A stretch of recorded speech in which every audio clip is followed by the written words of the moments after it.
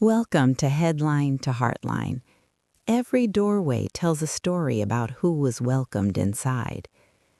Some people are exceptional at their craft, but remain distant, almost hidden behind their talent. And then there are rare individuals who bring generosity into their work, who treat the people around them not as clients, but as companions.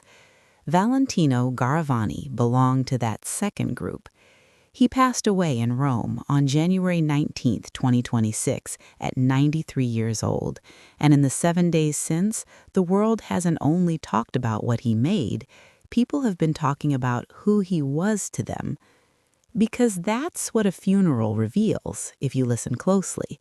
Not the highlight reel, not the brand, not the mythology, the bonds, the gratitude, the quiet decision to show up when nothing is being sold and nothing is being promoted. Valentino's funeral took place in Rome on January 23rd, and it drew a remarkable mix of famous faces from fashion and film. But the significance wasn't the celebrity count, it was the tenderness behind it. Designers who rarely paused their own busy calendars came to honor him. Editors who have seen every trend rise and fall came to acknowledge something timeless. Actors who could have kept their mourning private came anyway because they didn't want to miss the chance to say thank you. And one presence in particular carried that truth with unusual clarity: Anne Hathaway. Anne's connection to fashion is woven into her public story, but it's also personal. Many people first linked her to the fashion world through The Devil Wears Prada, the film that captured the pressure, sparkle, and reinvention of an industry that can be both thrilling and demanding. What's easy to forget is that behind the scenes, the world she stepped into wasn't just costumes and cameras. It was real people. It was designers and ateliers and decades of craft. And in that world, she met Valentino Garavani and Giancarlo Giametti during filming, a meeting she has described as the kind of starstruck moment you don't outgrow, no matter how successful you become. That early encounter mattered because it didn't stay a one-time brush with greatness. Over the years, Anne didn't simply wear Valentino, she returned to him, she trusted him, she let his work mark her milestones. One of the most telling details is that Valentino offered to design her wedding dress, a gesture that says so much about how relationships actually work at the highest levels, not as transactions, but as care. When you're invited into someone's most private day, you're not just a client anymore, you're family, or at least something close to it. So when Anne Hathaway appeared at his funeral, it landed differently. It didn't feel like a photo opportunity, it felt like continuity.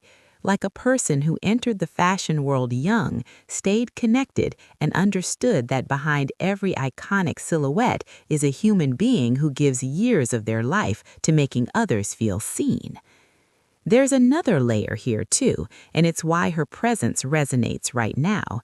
Anne is preparing to return to that cinematic fashion universe again, with The Devil Wears Prada 2 currently scheduled for release on May 1st, 2026. That timing creates a full circle feeling that you can sense even if you're not a movie person. The young woman who once played a newcomer learning the rules of style is now older, steadier, and showing up in real life to honor one of the people who defined the very idea of elegance for generations. If you're enjoying this story, please like the video and subscribe to the channel, and then come right back with me. Because Anne wasn't the only one. The broader crowd in Rome told a bigger story about Valentino's life as a friend, not just a legend. There were major designers, including Donatella Versace and Tom Ford, people whose own names carry weight, choosing to step out of their roles as icons and into the simpler role of mourners. There was Elizabeth Hurley, who has worn his designs and moved through decades of public life with him as part of the style language that shaped her era. And then there were the gestures that never make headlines but often mean the most. The way mourners nodded to his signature red, the messages and tributes sent by other famous friends, the presence of people from the fashion house itself, not just the stars at the top, but those who helped bring his vision to life over years and decades.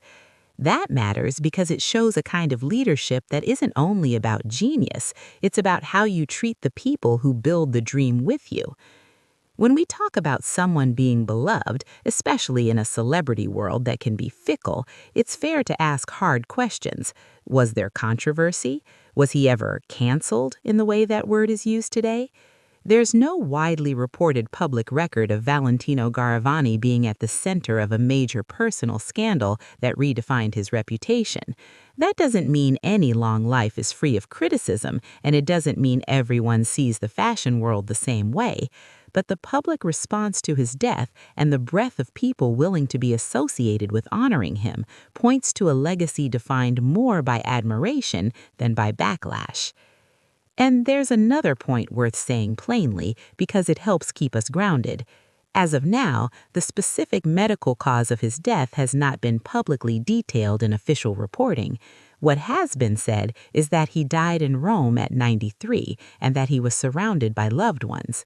In a culture that often demands every private detail, that restraint can be read as a final act of dignity. So, what do we take from all this, beyond the names and the outfits and the photographs? We take a lesson that feels especially meaningful if you're over 40, because you've watched enough life to know what lasts. Not the loudest room, not the busiest calendar, not even the most perfect work, as extraordinary as it may be. What lasts is whether people felt safe with you, whether they felt valued, whether they felt seen. Valentino's story, as it's being told right now through the people who came to say goodbye, suggests a man who created beauty and also lived with a kind of warmth that invited loyalty. That is why his funeral mattered. It wasn't only a farewell to an artist, it was a public glimpse of a private truth that love, in the end, is a form of legacy. Thank you for spending this time with me and for listening with both your curiosity and your heart. Please subscribe to the channel and like the video before you go, and goodbye. And as we step back through the doorway together, let's remember that the doors we open for others can become the most lasting part of what we leave behind.